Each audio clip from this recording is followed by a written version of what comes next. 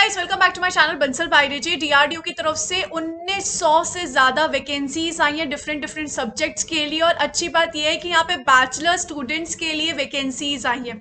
बहुत सारी वैकेंसीज है गाइस, पे भी बहुत अच्छा खासा है। So let's get start with the video और देखते हैं इस वैकेंसीज के बारे में। डीआरडीओ आपको पता ही है, defence research and development organisation है, मानी हुई ऑर्गेनाइजेशन है, मिनिस्ट्री ऑफ डिफेंस के अंडर आती है, गवर्नमेंट ऑफ इंडिया के अंदर। इन्होंने CEPTAM वैकेंसीज निकाली, that is centre for personnel talent management. यहाँ पर वैकेंसीज आई है।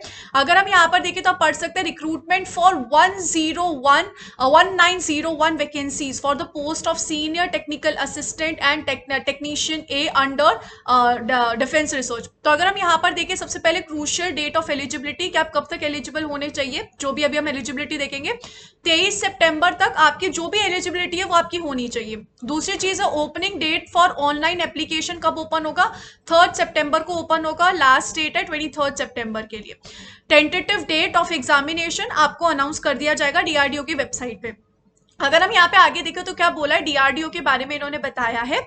इन्होंने आपको सब कुछ बताया कि डीआरडीओ के बारे में क्या क्या कैसे कैसे क्या होता है। आपको और पढ़ना है तो वेबसाइट पे जाके पढ़ सकते हैं। इसके अलावा इन्होंने सबसे पहले, मैंने बोला आपको दो उसमें वैकेंसीज आई है। सबसे पहली है senior technical assistant B, group B post है यहाँ पे। अगर हम यहाँ पे देखिए पे स्केल, देखिए पे स्केल लेवल 6 का, यानी कि 35,000 से लेकर 1,12,400 तक की यहाँ पर सैलरी रहेगी as per 7th CPC of the government. अगर हम यहाँ पे देखिए एज लिमिट क्या होगा कि कैंडिडेट मस्ट बी बिटवीन 18 से लेकर 28 साल तक होने चाहिए और रिलैक्सेशन होगी इन सब कैटेगरीज के लिए, आप देख सकते हैं। उसके अलावा अगर हम आगे देखें तो असेंशियल क्वालिफिकेशन क्या है कि बैचलर्स होना चाहिए या तो आपका साइंस में या फिर डिप्लोमा में, इंजीनियरिंग में और टेक्नोलॉजी में और कंप्यूटर साइंस और एलाइड सब्जेक्ट्स।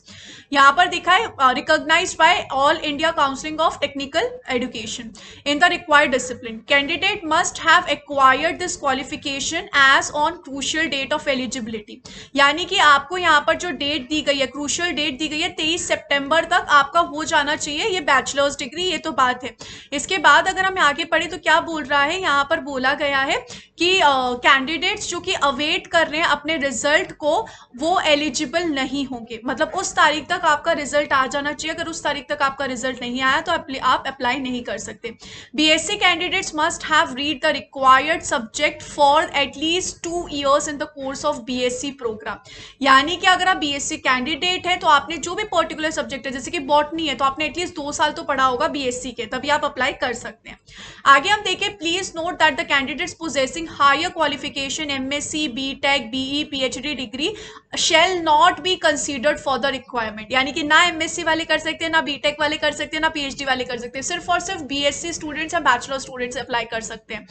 अगर हम नेक्स्ट देखें, यहाँ पर मियर fulfilment of the minimal eligibility आपको ये नहीं बताती कि आपका हो ही जाएगा सिलेक्शन, आपका एग्जाम भी देना पड़ेगा।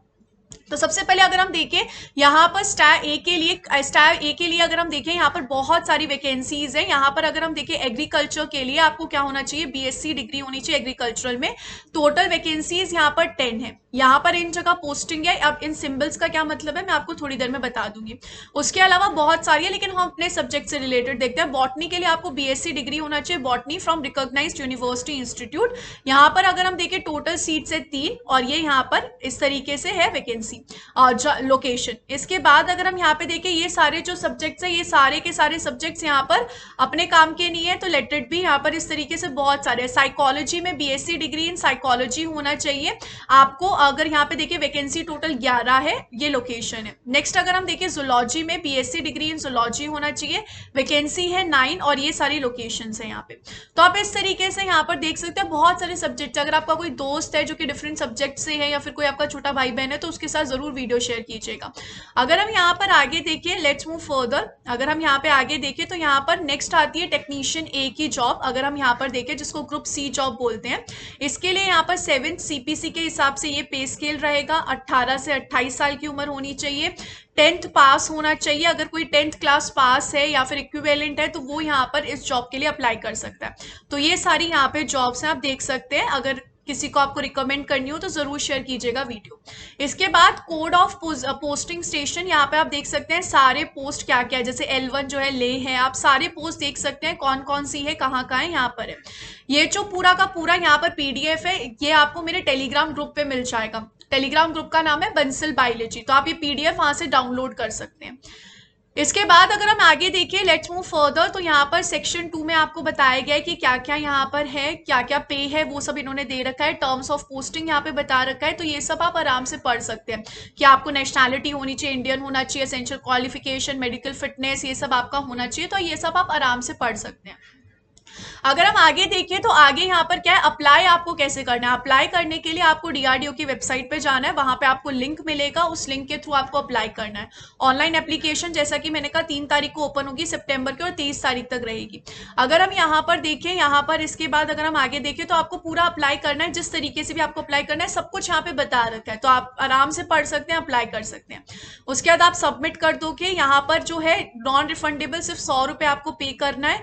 उसके बाद अगर हम यहाँ पे आगे बढ़े तो सिलेक्शन प्रोसीजर हम देखते हैं। तो यहाँ पे 2 पेपर होने वाले हैं। पहला पेपर जो होगा सीबीटी मोड में होगा, यानी कि कंप्यूटर बेस्ड टेस्ट होगा, स्क्रीनिंग होगा वो, और दूसरा पेपर होगा सीबीटी मोड में, वो प्रोविजनल सिलेक्शन करवाएगा।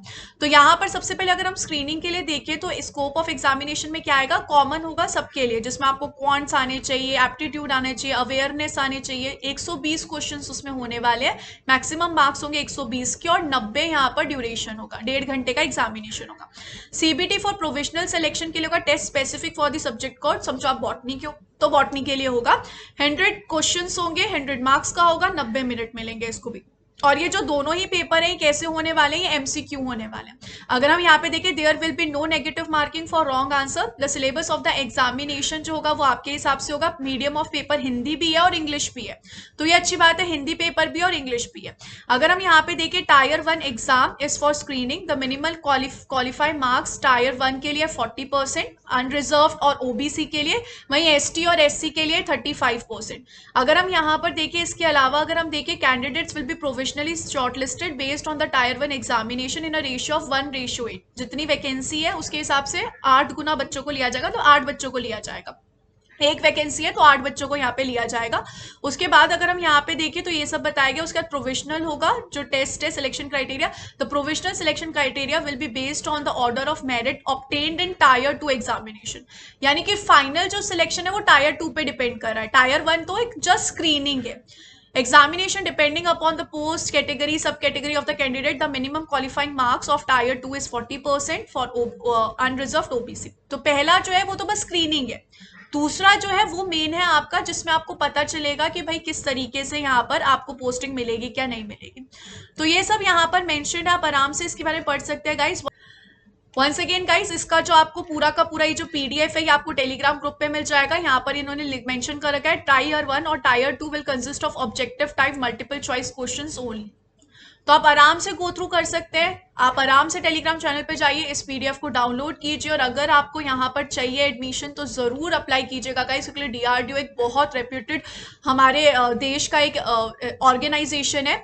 और आप अगर इधर सेलेक्ट हो गए तो बिल्कुल आपको बहुत अच्छा लगेगा, बहुत कुछ सीखने को भी मिलेगा, और आगे ही आगे आप बढ़ते जाएंगे। So all the very best guys.